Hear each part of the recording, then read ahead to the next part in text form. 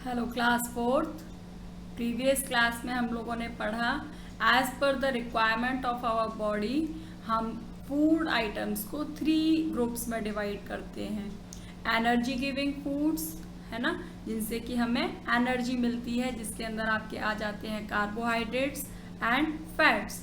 उसके बाद में है हमारा बॉडी बिल्डिंग फूड्स, जिसके अंदर आते हैं हमारे protein rich food items. Then last हमारा आता है प्रोटेक्टिव फूड्स, जो कि जिसके अंदर आते हैं मिनरल्स एंड विटामिन्स, जो कि हमें प्रोटेक्ट करते हैं, डिफरेंट टाइप की जो डिजीजेस होती हैं उनसे हमें बचाते हैं। ओके, और अब हम लोग पढ़ेंगे इस क्लास में raw food and cooked food. Raw food क्या होते हैं? रॉ फूड आइटम्स वो होते हैं जो कि हम लोग बिना उनको पकाए हुए हम लोग कंज्यूम कर लेते हैं, विदाउट कुकिंग हम उनको कंज्यूम करते हैं। और कुक्ड फूड ऐसे होते हैं जिनको हम लोग कच्चा जो है वो नहीं खा सकते, यानी कि आपको उनको पकाना ही होता है ना। तो raw food is the food we eat without cooking. तो रॉ फूड कौन से होते हैं? जिनको कि हम बिना पकाए हुए कंज्यूम करते हैं। Okay, for example fruits are eaten raw. जैसे कि हम फ्रूट्स खाते हैं, उनको तो हमें कभी पकाने की जरूरत नहीं होती ना। कभी आपने देखा है उसको मैंगो को या एप्पल को हमने पकाते हो? नहीं ना। तो हम उसे जैसी कंडीशन में हमें वो ट्री से मिलता है, हम उसको वैसे ही कंज्यूम करते हैं। तो इनको हमें नहीं पकाना होता है। We also eat some raw vegetables. इसके अलावा कुछ वेजिटेबल्स भी ऐसे होते हैं जिनको हम लोग नहीं कुक करते हैं, जैसे कि टोमेटो हो गया, टमाटर, कुकुम्बर, कैरेट, ऑनियन, रेडिश। तो इस टाइप की काफ़ी सारी वेजिटेबल्स भी होते हैं जिनको हम सैलड में भी यूज़ करते हैं, जिनको कि हमें पकाने की ज़रूरत नहीं होती है। लेकिन कुछ फूड आइटम्स ऐसे होते हैं जिसको आप रॉ कंज्यूम नहीं कर सकते। So some vegetables and cereals can not be eaten raw. लेकिन कुछ वेजिटेबल्स ऐसे होते हैं, कुछ सीरियल्स ऐसे होते हैं जिनको कि हम बिना कुक किए हुए कंज्यूम नहीं कर सकते। We need to cook them before eating. उनको खाने से पहले हमें क्या करना पड़ता है? उनको हमें कुक करना पड़ता है, पकाना पड़ता है। For example, we cook vegetables such as potato and cereal such as rice. जैसे कि चावल हुए, पोटैटो हुए, दालें हुई, अनाज हुआ। तो इन सबको हमें क्या करना पड़ता है? इनको पहले हमें कुक करना पड़ता है। क्यों करना पड़ता है हमें कुक? हमें क्यों पकाना पड़ता है इन फूड आइटम्स को? Why we need to cook food? Food is cook to make it soft and easy to chew and digest. उसको हमने देखा होगा, देखो आप चावल देखते हो, कच्चे चावल आप खा सकते हो? नहीं खा सकते। तो अगर आप उनको कुक कर लेते हो तो वो क्या हो जाते हैं? सॉफ्ट हो जाते हैं, आपको चबाने में इजी हो जाते हैं और डाइजेस्ट भी वो हमारे इजीली हो जाते हैं। तो इसीलिए हमें फूड को कुक करना होता है and make it edible and tasty, ताकि उसको खाने लायक बनाया जा सके और कुछ उसमें टेस्ट आए। आप देखते होंगे कि कच्चा आप आटा खा सकते हो क्या? उसमें कोई टेस्ट आएगा? नहीं ना। मम्मा उसको पहले आटे को अच्छे से गूंदती हैं, उसके बाद में उसकी चपाती बनाती हैं, तभी तो उनमें टेस्ट आता है। और इसके अलावा जो इम्पॉर्टेंट चीज़ है वो कि किल हार्मफुल जर्म्स। हम अगर फूड आइटम को कुक करते हैं तो आपको पता है कि उसके अंदर जो भी हार्मफुल जर्म्स होते हैं वो कुकिंग के बाद में ख़त्म हो जाते हैं, फिनिश हो जाते हैं। ओके, नेक्स्ट पेज पर आप देखेंगे quick check. Put a tick in the box for the vegetables that you can eat raw and cross for the vegetables you cannot eat raw।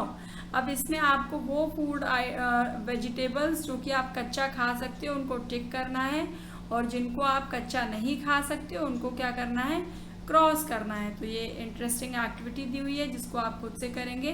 Now write down the names of the vegetables that can be eaten both and raw and cooked. और इसके अलावा कुछ vegetables ऐसी हैं जिनको हम दोनों तरीके से खा सकते हो, कच्चा भी खा सकते हो और पक्का भी खा सकते हो। तो उनके नेम भी आपको यहाँ पर लिखने हैं। जैसे आपने देखा होगा कैरेट, कैरेट को मम्मा उसमें सब्जी भी बना देती हैं कुक करके, पोटैटो के साथ में कैरेट को मिक्स करके, है ना। इसके अलावा आपने देखा होगा कि ऑनियन भी हम लोग सैलेड में यूज़ करते हैं और सब्जी पका करके भी मम्मा बनाती हैं।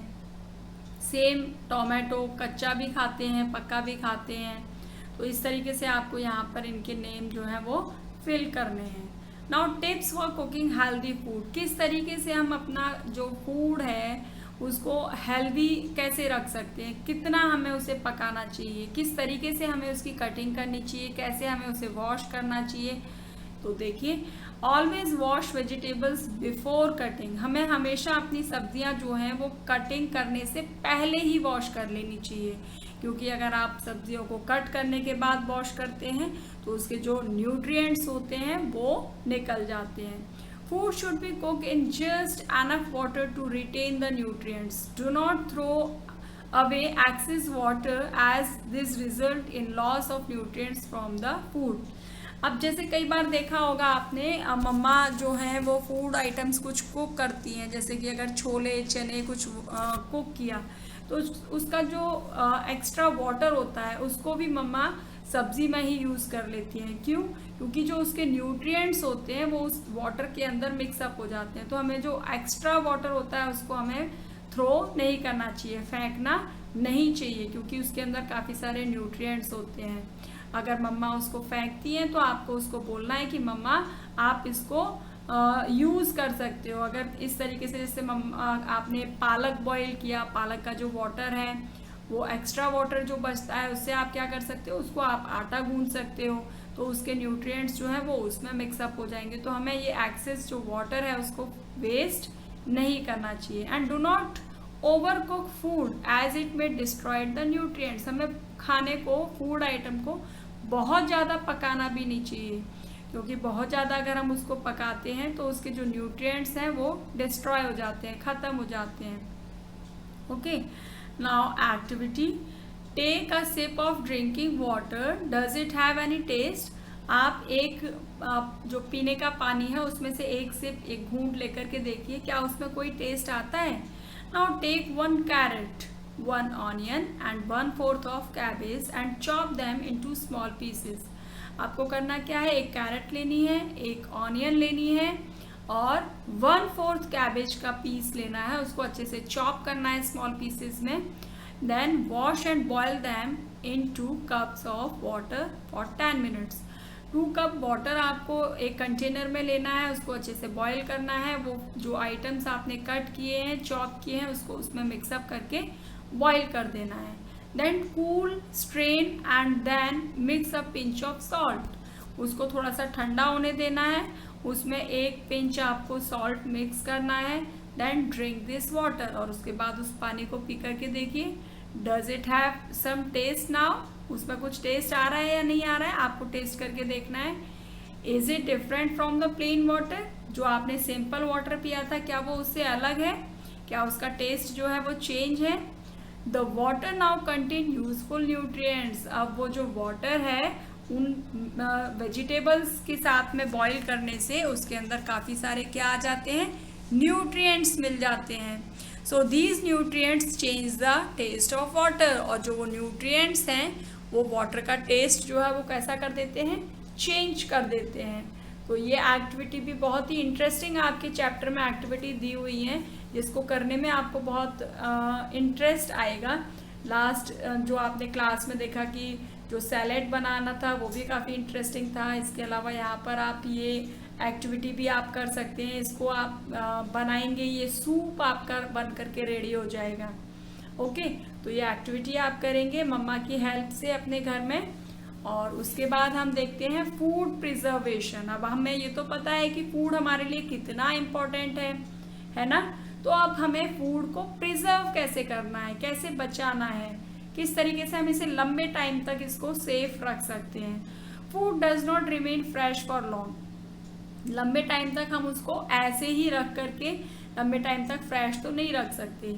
And after some time it begins to spoil, आपने देखा होगा सब्जियां आती हैं कुछ टाइम बाद वो सिकुड़ने लगती हैं, खराब होने लगती हैं, सड़ने लगती हैं। वाई डज इट हैपन, ऐसा क्यों होता है। Moisture and warmth causes germ to grow on food, तो जो मॉइस्चर होता है और जो गर्मी होती है उससे उसके अंदर क्या हो जाता है, कुछ टाइम बाद उसके अंदर जर्म्स ग्रो होने शुरू हो जाते हैं, पैदा होने शुरू हो जाते हैं। एंड उसकी वजह से वो फूड आइटम्स जो हैं वो सड़ने स्टार्ट हो जाते हैं। Food is important for us to stay alive, जिंदा रहने के लिए फूड हमारे लिए बहुत इम्पॉर्टेंट है.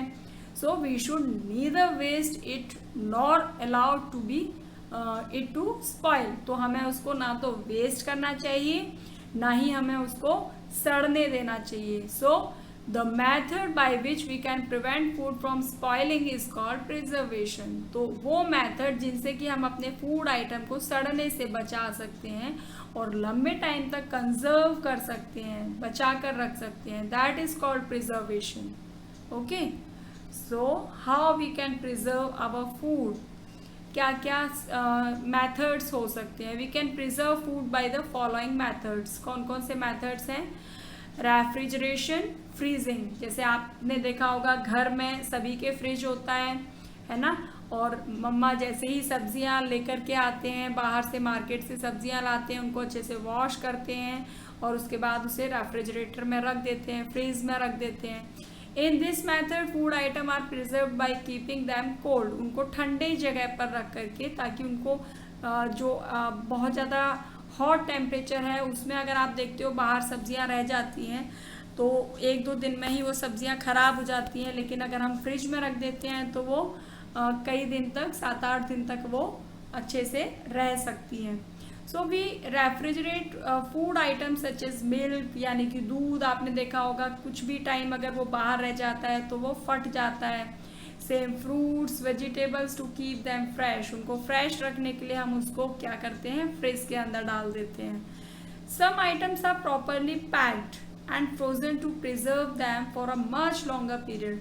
अब आपने देखा होगा, आप कभी मार्केट में गए होंगे पापा के साथ, मम्मा के साथ, तो अभी आप मॉल्स में जाते हैं तो मॉल में जाकर के आप देखते हैं कि कुछ फूड आइटम्स जो होते हैं, यानी कि जो सब्जियां होती हैं वो चॉप की हुई डीप फ्रीज़र में डाली हुई होती हैं. आप देखते होंगे सफल की मटर जैसे कई बार मम्मा लेकर के आती हैं मार्केट से, तो वो आइटम्स जो सीज़न के नहीं होते हैं वो भी हमें किसी भी सीज़न में अवेलेबल हो जाते हैं. मतलब किसी भी सीज़न में हमें किसी भी सीज़न की चीज़ जो है वो मिल जाती है. जैसे कि वाटरमेलन आपको पता है कि गर्मियों में आता है, लेकिन आप इस डीप फ्रीजर जो है उससे आप हम देखेंगे कि किसी भी सीज़न में, सर्दियों में भी हमें वो आइटम्स जो है अवेलेबल हो जाते हैं. Some items are properly packed and frozen to preserve them for a much longer period. When peas are not in season we can use frozen pea. अगर जैसे कि सर्दियों में पीज आती हैं, लेकिन हम लोग क्या करते हैं, उसको फ्रीजर, डीप फ्रीजर में डाल करके उसको जिस टाइम उसका सीजन नहीं होता उस टाइम भी हम उसको यूज कर सकते हैं. तो ये जो मेथड है वो मैक्सिमम घरों में जो है वो यूज होता है, क्योंकि सभी लोग जो है वो फ्रिज यूज करते हैं. और इसके अलावा बहुत बड़े बड़े फ्रीजर्स होते हैं जिसमें ये वेजिटेबल्स और फ्रूट्स जो है वो लंबे टाइम तक स्टोर करके रखे जाते हैं. उसके बाद नेक्स्ट है ड्राइंग.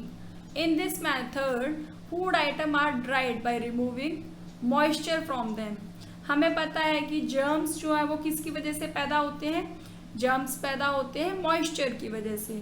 तो अगर हम उस फूड आइटम का मॉइस्चर ही ख़त्म कर देंगे तो वो लंबे टाइम तक हम उसे कंजर्व कर सकते हैं. जैसे कि cauliflower, brinjal, gourd, methi leaves, इनको क्या किया जाता है, सुखा लेते हैं. Are dry to preserve and use them over a longer period of time. तो इस तरीके से उनका जो मॉइस्चर है उनको ख़त्म कर दिया जाता है, उन्हें सुखा करके रख लिया जाता है और फिर उसके बाद में जब हमें ज़रूरत होती है तब हम उसे कंज्यूम कर सकते हैं. इसी तरीके से आपने देखा होगा मिल्क का पाउडर. जैसे कई बार दूध घर में नहीं होता है तो हम मम्मा हमेशा घर में रखती है ना दूध का पाउडर की. ठीक है, दूध किसी टाइम नहीं अवेलेबल होगा तो हम पाउडर से भी चाय बना करके रेडी कर लेते हैं. या फिर बच्चों के लिए आपने देखा होगा वो डब्बे वाला जो दूध होता है तो वो क्या होता है, ड्राइड फॉर्म होता है मिल्क का. इसी तरीके से milk powder can be used over a longer period of time. तो इसी तरीके से वो जो मिल्क पाउडर है उसको भी हम लंबे टाइम तक जो है उसको यूज कर सकते हैं. सॉल्टिंग एंड पिकलिंग, इसमें ये जैसे कई बार आपने देखा होगा मम्मा पिकल बनाती हैं और इसमें जो सॉल्ट डालते हैं ये भी उसको लंबे टाइम तक फूड आइटम को सड़ने से रोकता है, बचाता है. सॉल्ट ड्रॉज आउट मॉइस्चर, जो सॉल्ट होता है वो मॉइस्चर को दूर करता है, and prevent growth of microbes, और माइक्रोब्स की ग्रोथ को भी रोकता है, बचाता है। Salting is use to preserve meat and fish. Pickling is often use to preserve fruits and vegetables. In this method, fruits and vegetables are placed in edible liquid such as vinegar and vegetable oil. तो इसमें आपने देखा होगा कि मम्मा जो है वो कई तरह के अचार घर में डालती हैं, आम का अचार डालते हैं, गाजर का, मूली का, और भी कई सारे वेजिटेबल्स का और फ्रूट्स का जो है वो पिकल डालते हैं। उसमें थोड़ा सा वेजिटेबल ऑयल यानी कि सरसों का तेल ज़्यादातर यूज़ करते हैं, और विनेगर जो आता है जिसको बोलते हैं सिरका, उसको उसके अंदर ऐड कर दिया जाता है, तो वो लॉन्ग टाइम के लिए उसको स्टोर करके रखा जाता है, जिसको आप कई बार देखते हैं ना मम्मा पराठे के साथ मॉर्निंग में आपको या पूड़ी के साथ में वो पिकल जो देते हैं, तो वो इसी तरीके से लॉन्ग टाइम तक स्टोर करके रखा जाता है, क्योंकि उसमें जो सॉल्ट डलता है उससे उसका मॉइस्चर जो है वो रिमूव हो जाता है, ख़त्म हो जाता है। इसके अलावा जो एडिबल्स जो ऑयल है वो भी उसको लंबे टाइम तक सड़ने नहीं देता है, विनेगर भी उसको बचा करके रखता है। So we commonly use pickles of onion, garlic, ginger, carrot, raw mangoes, कच्चे आम, गाजर, अदरक का अचार, प्याज का, लहसुन का, तो इन सभी चीज़ों का पिकल जो है हम ज़्यादातर यूज़ करते हैं, है ना। नेक्स्ट है शुगरिंग। तो इसमें क्या होता है, some fruits can be stored in form of jellies. इसके अलावा देखा होगा आपने मम्मा कई बार जेलीज यानी जैम भी बनाते हैं, आपने देखा होगा जो ब्रेड के ऊपर लगा करके हम लोग जेलीज खाते हैं, वो भी बनाई जाती हैं। Some fruits are stored by first drying them and then storing in sugar syrup. तो पहले क्या किया जाता है, पहले उनको फ्रूट्स जो होते हैं उनको थोड़ा सा ड्राई कर लिया जाता है, और उसके बाद में उसमें शुगर सिरप यानी कि चाशनी बना करके उसमें ऐड कर ली जाती है।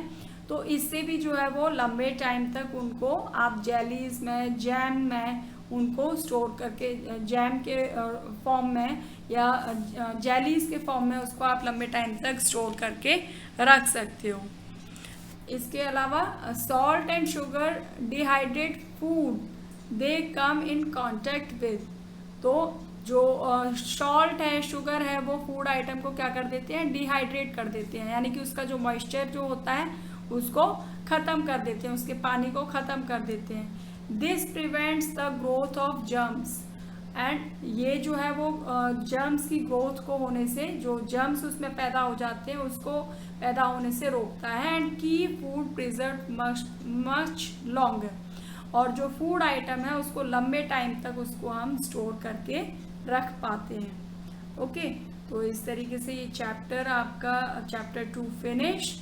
और आपको करना क्या है, ये क्विक चेक यहाँ पर दिया हुआ है, ये क्विक चेक आप खुद से करेंगे, और इसको बुक में ही फिल करके आपको व्हाट्सएप ग्रुप पर शेयर करना है।